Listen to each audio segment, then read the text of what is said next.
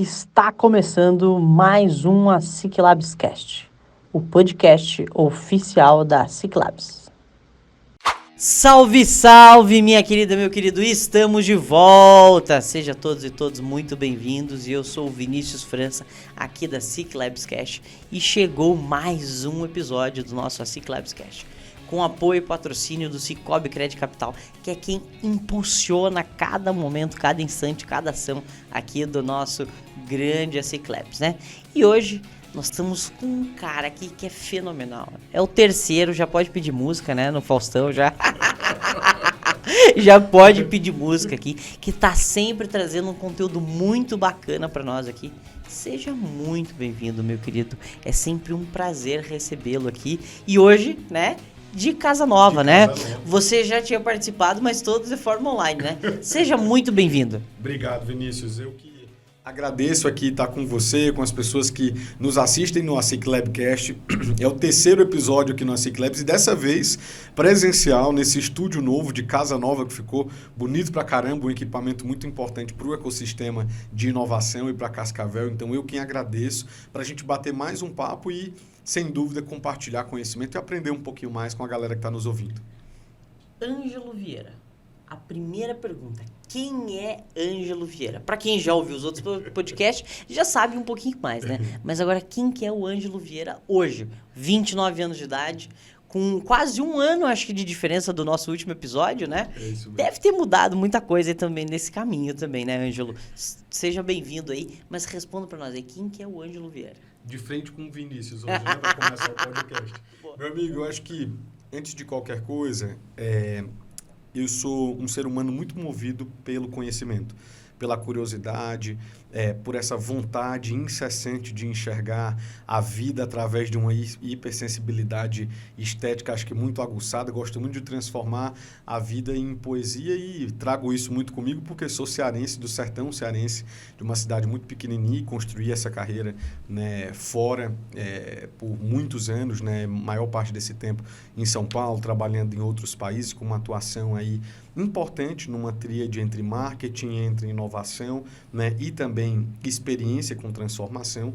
Dentro dessas jornadas, né, cara, tive a oportunidade de atuar em grandes desafios. Para quem não me conhece, não ouviu os podcasts anteriores, né, tá na liderança como gerente nacional do Sebrae Nacional, né, também na Natura, no Itaú, né, na Unilever, fui também head nacional de inovação das farmácias Pague Menos e, além de executivo, cara, atuando também, né, como conselheiro em importantes empresas. Nesse momento estou como conselheiro da presidência do P7, né, que é o Hub de Inovação da Federação das Indústrias de Minas Gerais, do Inovativa, né, do Ministério da Economia, e também como professor, cara, de pós-graduação, e a gente vai mergulhando nesse universo. Acho que para começar de frente com Vinícius, Ângelo por Ângelo, acho que vale essa resposta. Veja, né, Ângelo, isso é algo que é muito importante, que tu é um cara novo, né? Sim. Tu é um cara novo aí. E aí, Ângelo, eu queria entender um pouquinho, assim, dentro dessa caminhada de executivo, né? Que você passou aí por grandes corporações, né? Natura, o próprio Sebrae, né?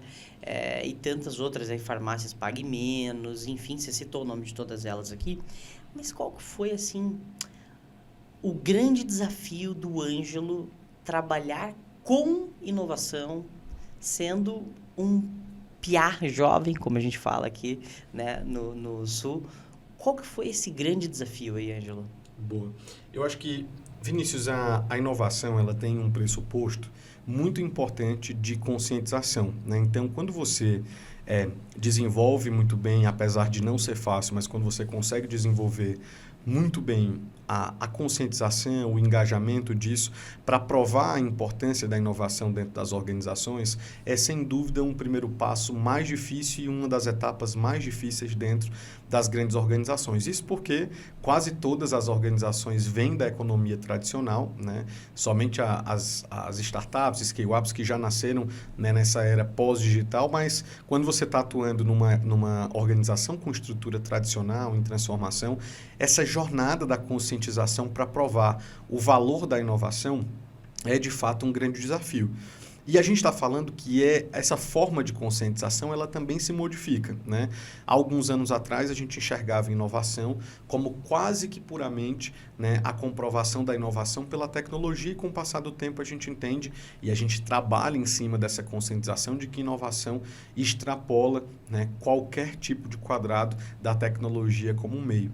Mas eu te diria que depois da conscientização, tão difícil tanto quanto, né, é um desafio importante, é como a gente trabalha o aspecto e o papel da liderança dentro dessas organizações. E esse papel da liderança, Vinícius, não só com os nossos times, com as nossas estruturas, com as pessoas que trabalham conosco, mas de uma forma geral, com a orquestração da liderança também indireta, com todos os outros times dessa organização, com a liderança e orquestração de fornecedores, com a liderança e orquestração do ecossistema, de parceiros, de todos os stakeholders envolvidos nessa jornada. Esse papel da liderança, que por si só se transforma, né, para atuar com os temas de inovação que são complexos, que envolvem reflexão, que envolvem tomadas de decisão que são mais conscientes, que envolve um modo de agir diferente daquele modus operandi da economia tradicional. Sem dúvida, a liderança é aí um segundo pilar complexo e desafiador nessas jornadas. E, Ângelo, o que de fato é liderança, né? Porque isso é uma coisa que muitas vezes quem está nos ouvindo aqui já ouviu falar, já assistiu palestra, já participou de algum tipo de treinamento, mas às vezes a pessoa não entende de fato o que é liderança. E conta para nós, Ângelo, o que é liderança para ti? Boa. Acho que essa pergunta, Vinícius, é uma das perguntas mais complexas e desafiadoras de serem respondidas nos tempos atuais. Liderança, para mim, primeiro que tem uma transformação desse significado ao longo do tempo, tá? E hoje, olhando não só para o presente, mas atuando no presente para construir esses futuros, a liderança é, antes de tudo, uma construção de sentidos. Aquele modelo e a forma de modelo de gestão baseada tão puramente em controle, não que o controle deixe de ser importante, porque continua sendo uma ferramenta de gestão importante, a gente está falando de uma conexão desse papel de liderança para a construção do sentido das pessoas, né? Antes de tudo, com a responsabilidade do o que essas pessoas fazem aqui, para o que fazem, o que levam essas pessoas a fazerem o que fazem, se essas pessoas estão nos lugares corretos, se essas pessoas estão trabalhando com as coisas que elas de fato gostariam e têm aptidão para trabalhar. Então, quando a gente olha para esse papel da liderança, né, esse significado ele migrou, né, nos últimos tempos de uma forma quase que absoluta. Então, a gente está falando que a liderança é um papel de meio, né, de ajudar as pessoas a chegarem aonde querem chegar, de ajudarem as organizações aonde elas querem chegar, mas conectando resultado, conectando performance, conectando a competição com outros significados, como, por exemplo, competition, como é que eu compito, como é que eu faço competição, mas ao mesmo tempo eu coopero, né? Como é que eu olho para resultado, mas ao mesmo tempo eu conecto isso com um propósito? Como é que eu olho, por exemplo, para uma geração de alta performance, mas ao mesmo tempo eu me preocupo com a saúde mental, com o entorno das pessoas e também com os impactos sociais da porta para fora. Então, acho que a liderança se transforma e se torna mais complexa, mas ainda mais gostosa de se trabalhar com gente ao final do dia, Vinícius. Você sabe que aí você trouxe uma coisa que eu acho que é o berço da inovação. Competição. Cooperação. A gente precisa cooperar para que a inovação aconteça. Não adianta qualquer ambiente de inovação falar, não vou me relacionar com esse outro ambiente de inovação, ou eu não vou estar conectado, né? Isso não acontece. A inovação ela acontece por meio de conexões, a inovação acontece por meio de rede, né? E aí, dentro desse papel, Ângelo, como que você visualiza assim, o papel do líder nesse caminho, né? Porque a gente está olhando empresas tradicionais que são muitas vezes pautadas em resultado, muitas vezes não, ela tem que ser pautada em resultado, né?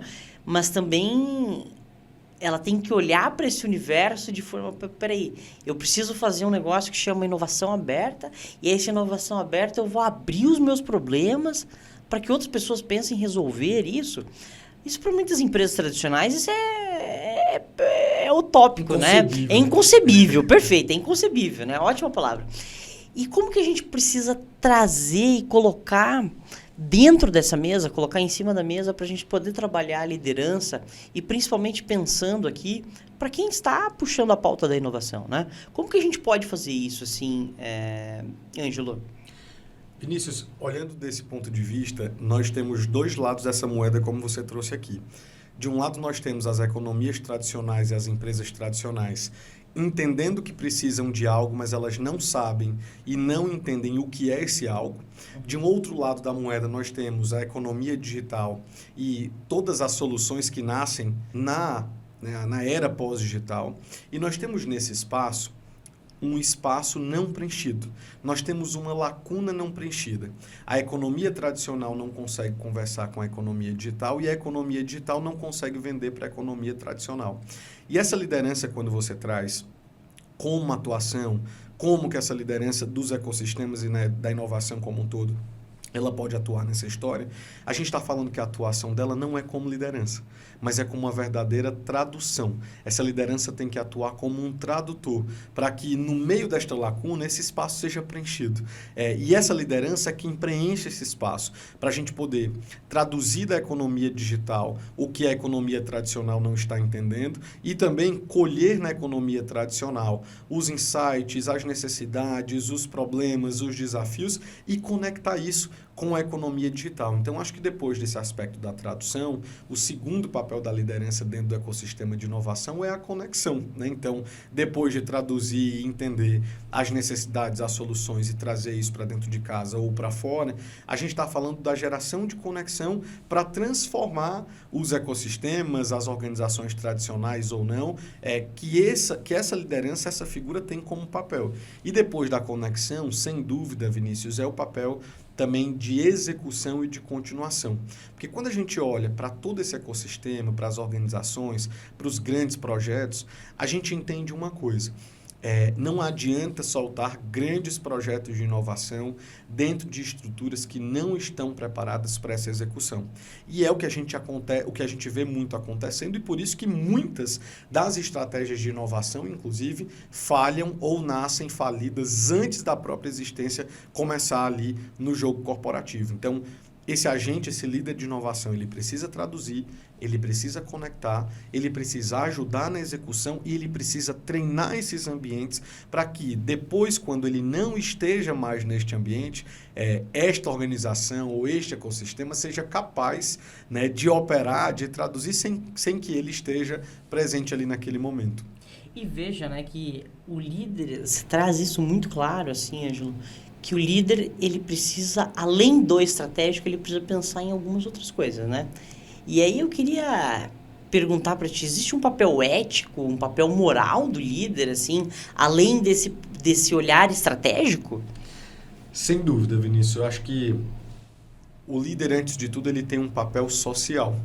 Ele lida com vida, ele lida com gente, ele lida com história. Com sonhos, com sonhos. E eu, como liderança e também como pesquisador do tema, né, dentro desse processo de transformação digital e cultural, antes de tudo, o papel dele é social.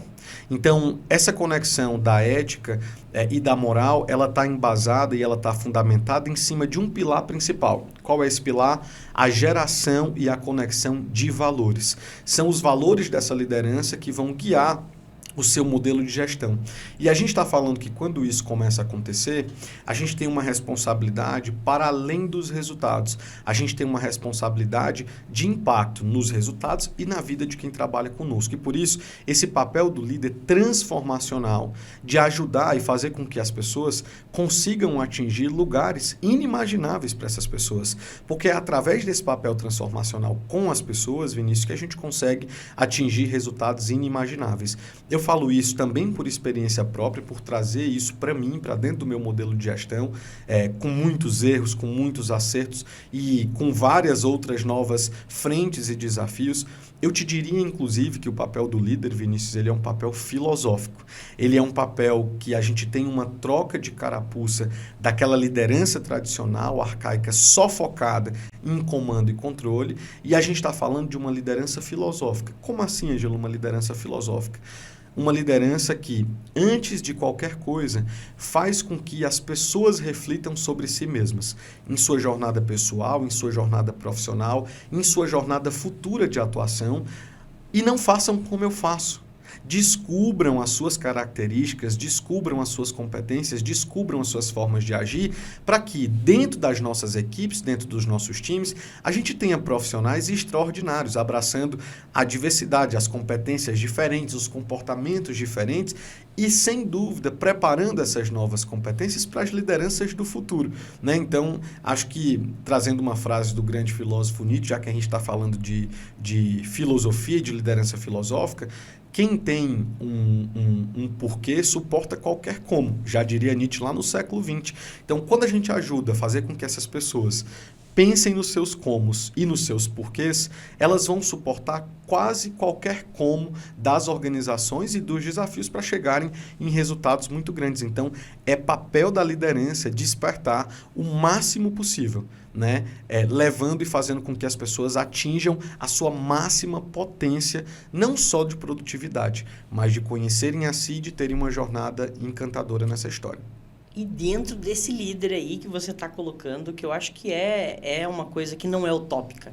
É uma coisa que a gente tem que começar a trabalhar isso, e principalmente nas nossas startups que a gente tem aqui hoje no nosso dia a dia. São 24 startups que a gente tem hoje incubadas, aceleradas aqui dentro da Ciclabs. A gente precisa que esses líderes, né, que estão formando equipes ali, no início equipes, às vezes equipes, né, mas muitas vezes ali já estão já com uma equipe com 10, 15, 20 pessoas. A gente tem startups nossas que já tem aí 18 pessoas no time. Precisa trabalhar isso, precisa trabalhar essa parte de liderança, né? E as gerações estão mudando, a gente está passando por uma mudança de gerações, né? A gente tem hoje, eu falo muito por mim, assim, porque eu lido com sêniors mesmo, assim, de gurizada aí com 60, 70 anos, que estão ativas no mercado de trabalho, e assim, são os líderes, né? Os C-Levels, né? Mas também tem os C-Levels aí com 25, 27, 29 anos de idade, que é o nosso caso que está aqui. E a gente precisa conseguir conectar essas duas pontas, né? E aí eu te faço uma outra pergunta aqui, Ângelo, agora, né? Quais são essas habilidades, quais são essas competências, quais são esses comportamentos? O que o líder do futuro precisa ter, né? Porque veja que isso é algo que para nós, assim, a gente precisa entender. Como que eu me preparo para o futuro? Porque o futuro é amanhã. O futuro, já chegou. O futuro já chegou. As gerações estão chegando aí. Você trouxe isso, uma coisa que eu acho que é muito importante, esse termo, né? Liderança filosófica, porque, de fato, não adianta a gente achar que a gente está contratando alguém e a gente está comprando horas dela e essas horas ela está entregando trabalho, né? Não adianta a gente olhar desse modo, assim, muito conservador, né? A gente precisa entender que a pessoa está ali, ela está, assim, trocando talvez hora por dinheiro, talvez, né? Mas ela tem um porquê por trás. Ela tem um propósito, ela tem como ela quer fazer aquilo, né? Ela quer também a sua descoberta, né? E o líder, acho que me parece que ele tem que olhar muito nesse sentido. Mas não sou especialista no tema, que o especialista é você. E eu queria entender quais são essas habilidades que o líder do futuro precisa aí para fazer, para estar aí respondendo para as dinâmicas aí, até para os próximos anos aí. Perfeito. Pegando essa tua fala e essa pergunta, Vini, antes de tudo, o fim dessa liderança clássica, ele se iniciou quando a liderança digital começou a existir. E o fim, de fato, dessa liderança clássica, ele vai se findar e ele vai se concretizar agora com o nascimento, né, dessa liderança filosófica que já não é mais futuro, ela é presente. Como você trouxe, não é que a gente deva olhar, nós já estamos olhando, isso já está acontecendo e as organizações já estão olhando para isso como um fator transformacional dentro de casa, da porta para fora, e entendendo que esse estilo de liderança é o estilo de liderança que vai conseguir, começando aqui a responder a sua pergunta, antes de tudo, olhar para o equilíbrio, olhar para a conexão e olhar para a interação da inteligência artificial com a inteligência humana. Essa competência, antes de tudo, começando por ela, é uma das principais do olhar que esse líder precisa desenvolver. Nós estamos dizendo que a gente precisa trabalhar muito bem as inteligências artificiais que nos cercam e vão continuar nos cercando, porque é um caminho sem volta. A gente está falando de tipos de tecnologia que estarão em expansão, funcionando de forma algorítmica, sem aqui uma visão de finitude, porque é quase que infinito as possibilidades, mas a gente está falando que essas inteligências elas não conseguem trazer para a gente aspectos importantes da inteligência humana, como uma visão estratégica humana e, antes de tudo, o toque da sensibilização e da humanização. Portanto, se esse líder não tiver um olhar de equilíbrio entre esses dois mundos, esses dois extremos, ele vai sempre confundir nos próximos tempos inteligência artificial com inteligência humana e, ao contrário, não vai conseguir desenvolver as máximas potências dos dois lados e enxergar os fatores de integração dessas duas histórias. Uma segunda competência que esse líder ele precisa desenvolver, Vinícius, é uma espécie de ser um radar 24 horas por dia. Esse líder ele é um líder que colhe, que pesquisa, que vai a fundo, que integra e que busca trazer para dentro de casa um olhar macro, de macro insights, de future trends, de tudo que está lá fora, tanto que impacta diretamente como impacta indiretamente. Aqui a gente não está falando só quem trabalha com tema A, B ou C. A gente está falando que a capacidade de ser um radar e trazer tudo para dentro de casa, que são, de fato, fatores importantes e filtrando isso dentro desse funil estratégico organizacional, é sem dúvida uma característica importante. E por que estou trazendo isso?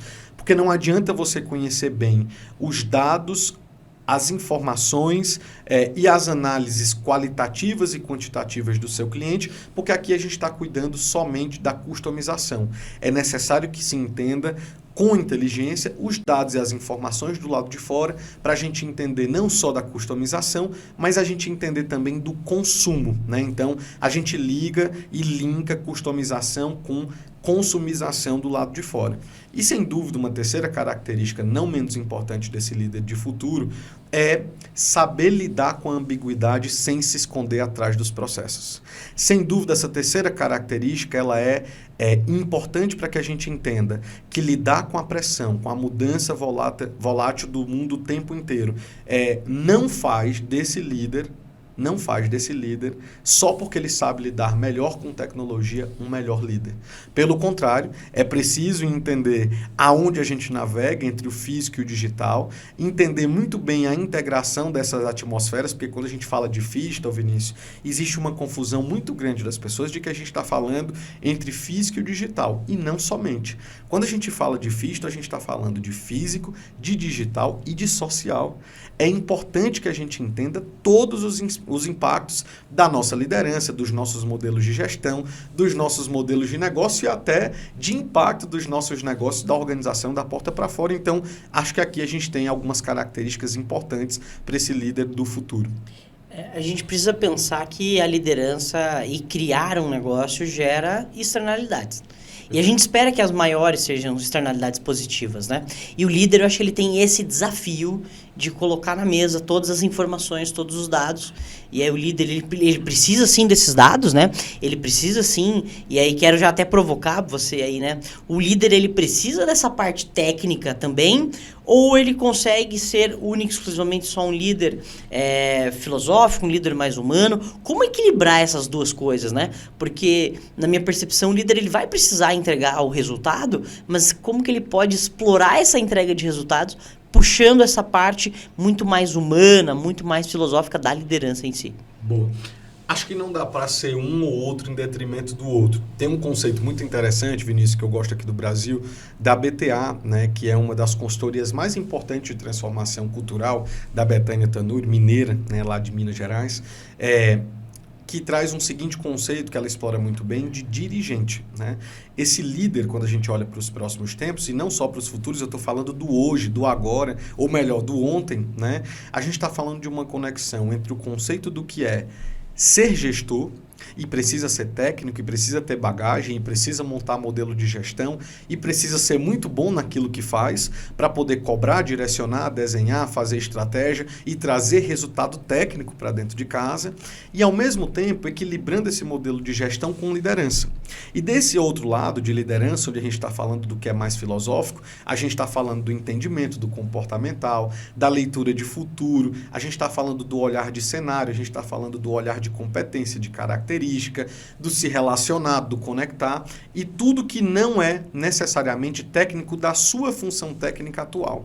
Agora eu só queria desmistificar uma coisa, de que tudo que é comportamental e tudo que nós estamos falando de característica aqui dessa liderança também se transforma num aspecto técnico, porque é indispensável que essa liderança técnica, independentemente da sua área de atuação, tenha estes assuntos consigo. Portanto, esse linkar, esse equilíbrio do que é gerir e liderar, transforma-se nesse conceito de dirigente. Então, quando a gente está falando de dirigente através desse estudo da BTA, nós não estamos falando de diretores, nós estamos falando de líderes que conseguem ser verdadeiros dirigentes de direção, de gestão e de liderança. Então, acho que aqui tem um resumo aí básico, mas importante desse equilíbrio desses tópicos. Não dá para ter um em detrimento do outro, senão você vai ser engolido ou pelo resultado ou pela falta de liderança comportamental. Então, poderíamos dizer que há um espaço para líderes filosóficos e líderes mais sensíveis nas organizações? Temos espaço para ambas as personalidades, mas diria que talvez não há espaço somente para bons líderes que serão líderes filosóficos ou que são líderes comportamentais, porque a cobrança do resultado técnico vai sempre existir, e não há espaço só para o líder técnico e puramente trator de resultado, porque falta-lhe aqui esse olhar comportamental. E por que eu te digo que não há espaço? E não há espaço não é por causa das organizações, porque o que a gente mais tem, Vinícius, nos escombros, nos corredores e nas salas das organizações, são vice-presidentes, são diretores, são gerentes, são C-levels que atuam ou em um ou em outro, mas muitas vezes são não enxergados, né, pelas organizações e até, né, pelos CEOs e presidentes dessas organizações. Aqui, quem vai expulsar e repelir esse tipo de liderança a partir de agora não são os donos ou os setores de gente de gestão ou até o mercado. São os próprios times, viu, Vinícius? Porque quem vai expulsar essas lideranças são esses times. Você trouxe uma reflexão importante. A diversidade geracional, a forma como se cobra, a forma como se faz gestão e a forma como se faz resultado passa a ser desenhado não só pela liderança que estava num pedestal, numa cadeira de autoridade.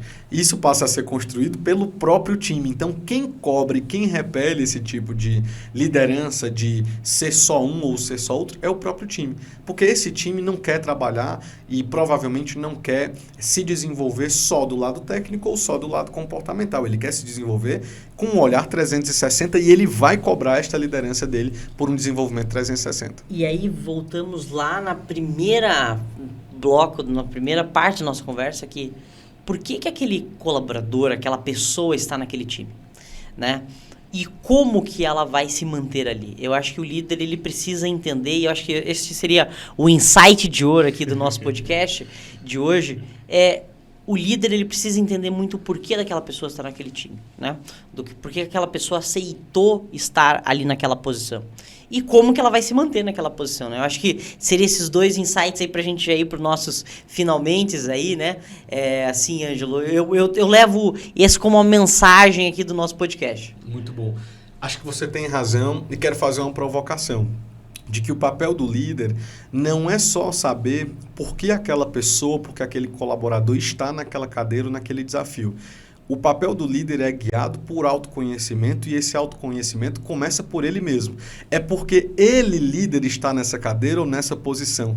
É isso mesmo? Faz sentido? Será que ele sabe o verdadeiro propósito e a verdadeira missão dele nesta cadeira de liderança? Porque quando ele sabe a verdadeira missão e o verdadeiro papel dele nesta cadeira de liderança e a liderança dele é guiada e focada pelo autoconhecimento, Consequentemente, ele vai entender e vai saber por que cada uma dessas pessoas estão onde estão e como estão através de uma liderança situacional para fazer com que essas pessoas continuem a caminhar e seguirem os melhores caminhos dentro e fora da organização.